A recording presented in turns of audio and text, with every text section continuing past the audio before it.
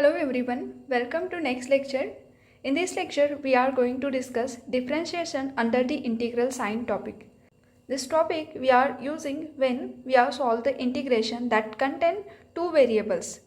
And we know that in the last lecture we have discussed beta gamma function. That time we are also solving the integration, but that time we are converting the integration into that beta gamma term, and we are getting the integration in that form. But some integral, again, it is not possible to solve with that definition. It contains two variables, so that time we have to use differentiation under integral sign. So without waste time, we start our topic. For differentiation under integral sign, we required Leibniz rule. So Leibniz rule is basically used when we are differentiating under the integral sign. So one by one we discuss that method.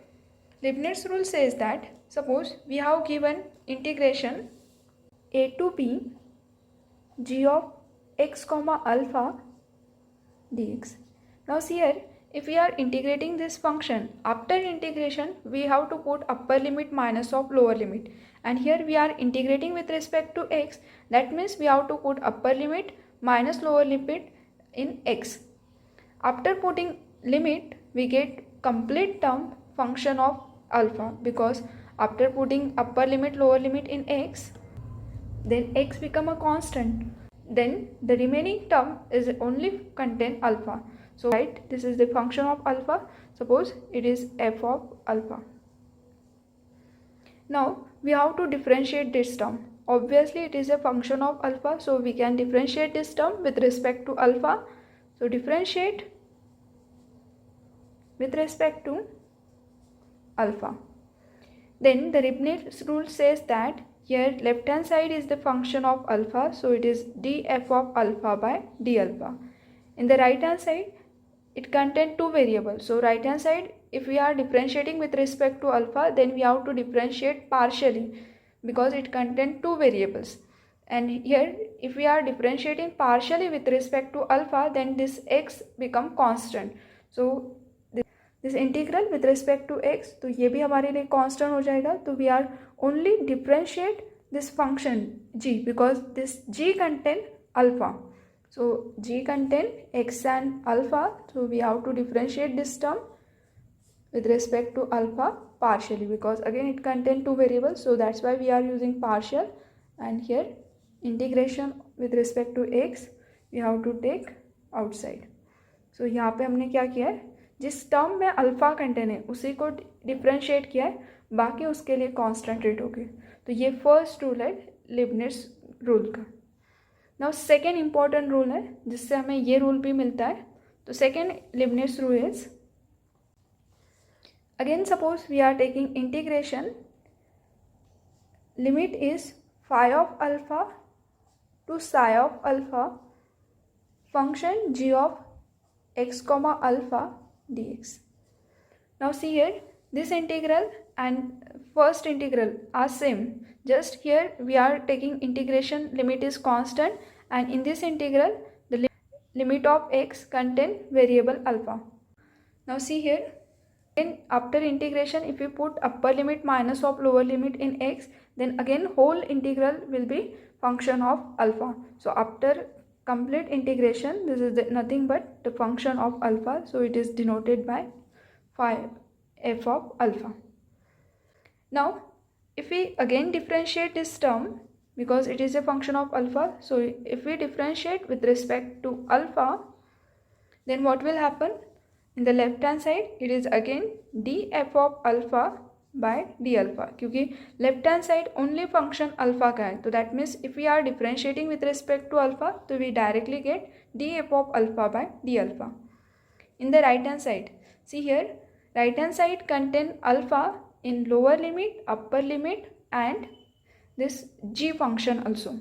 तो देखो, जब हमारा first rule क्या कहता था कि alpha जिस term में उसी को डिफरेंशिएट करना है, तो हमने सीधा जी को डिफरेंशिएट किया है, बाकी x और ये इंटीग्रेशन कांस्टेंट है तो उनको साइड में रखा है. But in this term upper limit lower limit also contain alpha, so we have to differentiate that term also. So how to differentiate? By Leibniz rule, here we are differentiate first upper limit, that is f dash of alpha. अब upper limit put कर देंगे इस function के अंदर, क्योंकि upper limit minus of lower limit, तो ये अपर limit का डेरिवेटिव और फंक्शन में लिमिट पुट करना है। तो हियर एक्स से इंटीग्रेट कर रहे हैं तो we have to put upper limit in x, that means यहाँ पे हो जाएगा g of psi of alpha comma alpha. Upper limit का डेरिवेटिव फंक्शन के अंदर अपर लिमिट पुटअप किया है, माइनस लोअर लिमिट का derivative that is phi dash of alpha, put lower limit in our function, so g of phi of alpha comma alpha, upper limit minus lower limit. तो ये हो गया अपर limit lower limit का derivative plus function का differentiation. तो ये function का differentiation तो अभी जस्ट देखा था हमने, तो बाकी सभी टर्म साइड में रहेंगे।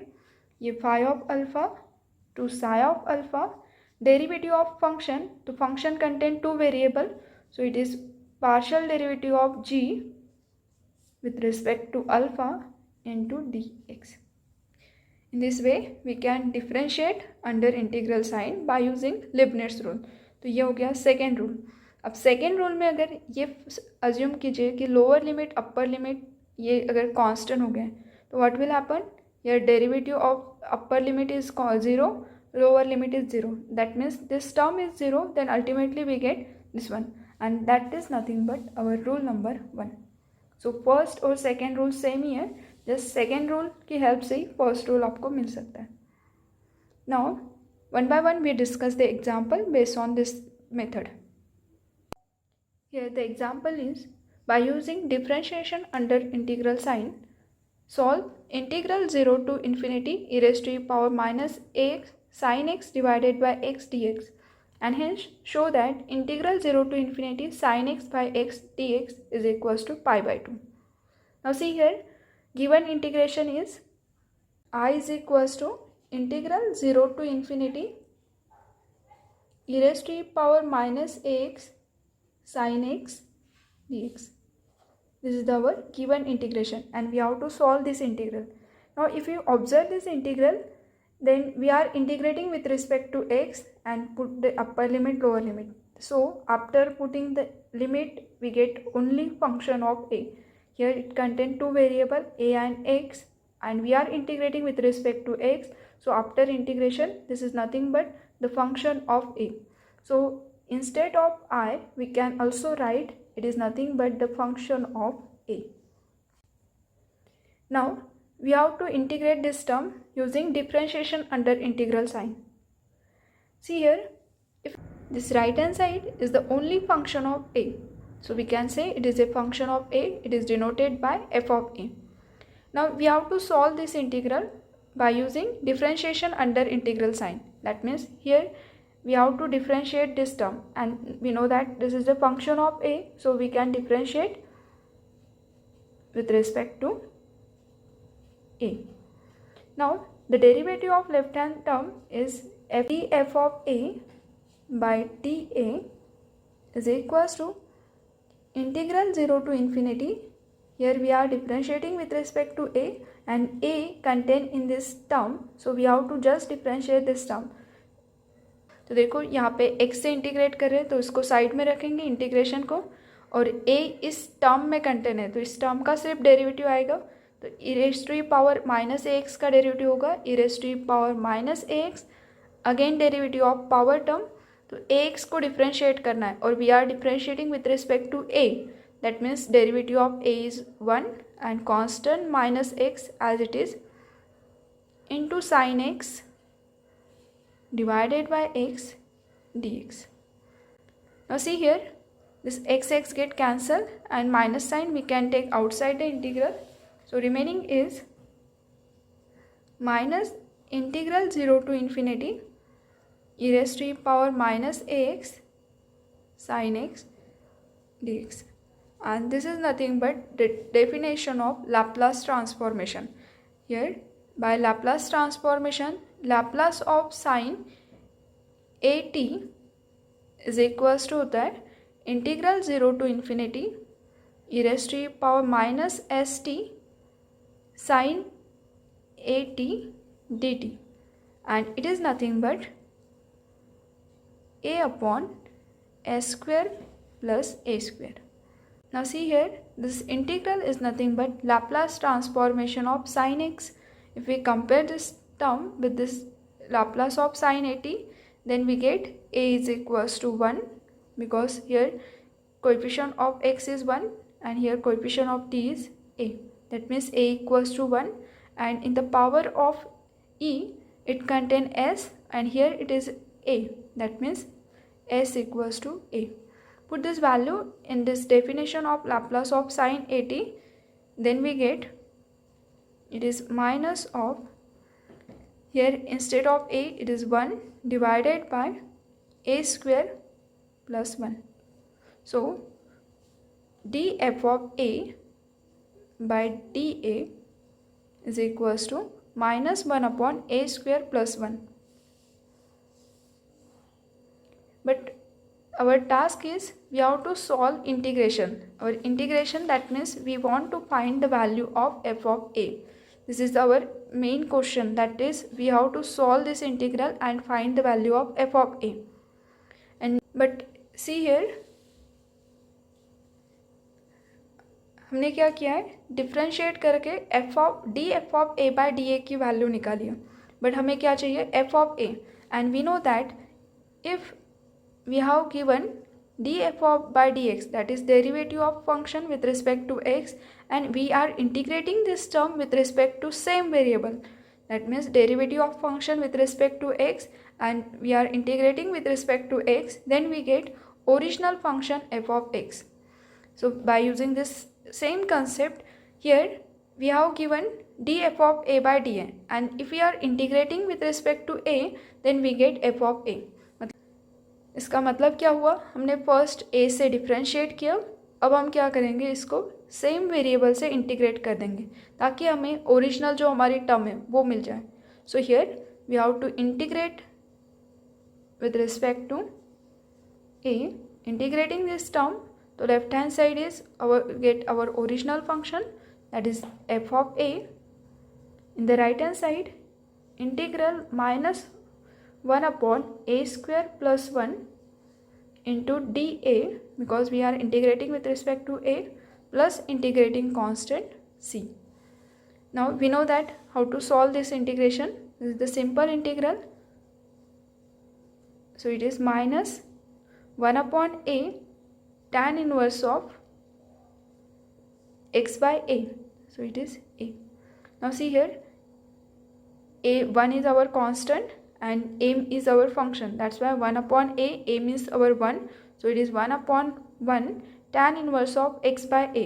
So by formula x, that is variable, so here variable is a, so a by 1 plus integrating constant c as it is. That means here f of a is equals to minus tan inverse of a plus c. तो हमारा main task क्या था, integral को solve करना. That means we have to find the value of F of A. जो equation 1 को solve करना है, that is we have to find F of A.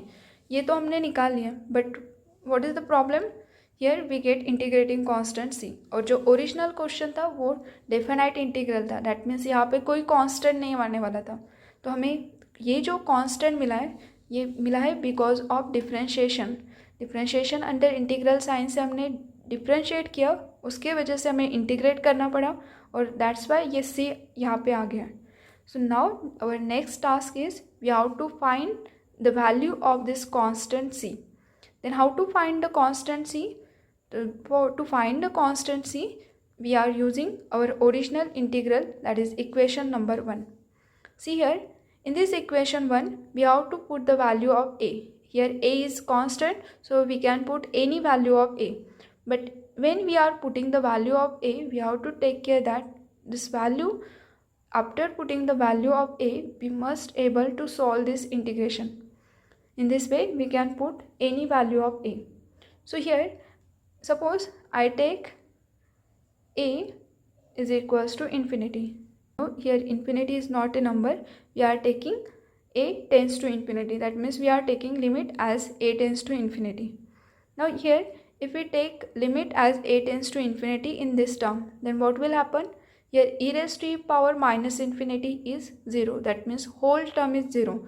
And for a equals to infinity, we can easily say that it is a answer of integration is 0. In this way, we can put any value of a. So here we get, if we put this value in equation 1, then equation 1 become f of infinity is equals to 0. That means we know the value of function at infinity. So here, same concept, if we use here put a equals to infinity in equation 3, because we want to find value of constant c. So जो हमें known value है उसी की help से हम c निकालते हैं. So here अगर same concept यहाँ पे apply करोगे, here also we have to take limit a tends to infinity, then here the left hand side is 0 by this term. So when we are taking a equals to infinity, then f of infinity is 0 is equals to, in the right hand side, minus tan inverse of infinity plus c. But value of tan inverse of infinity is pi by 2 plus c. That means from this term c is equals to pi by 2. Hence we get the constant. Now put the value of constant in equation 3.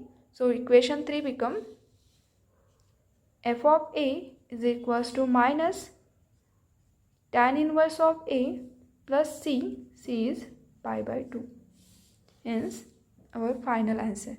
That means here f of a means our given integral 0 to infinity e raised to power minus ax sin x by x dx is equals to minus tan inverse of a plus pi by 2. In this way, we can solve integral using differentiation under integral sign. Now see, additional question in our given question is, we have to solve integral 0 to infinity sin x by x dx. और जैसे हमने ये वाला solve करके रखा है, तो using this term we can solve this integral also. So if we compare this term, तो instead of a just we have to put 0 so that this e raised to power 0 become 1 and we get remaining term is sin x by x. So here to find integral 0 to infinity sin x by x, put a equals to 0. If we put a equals to 0, then left hand side is integral 0 to infinity sin x by x dx is equals to minus tan inverse of 0 plus pi by 2. But we know that tan inverse of 0 is 0. So the final answer of this integral is integral 0 to infinity sin x divided by x dx is equals to pi by 2. Hence the final solution. Thank you. Like, share and subscribe.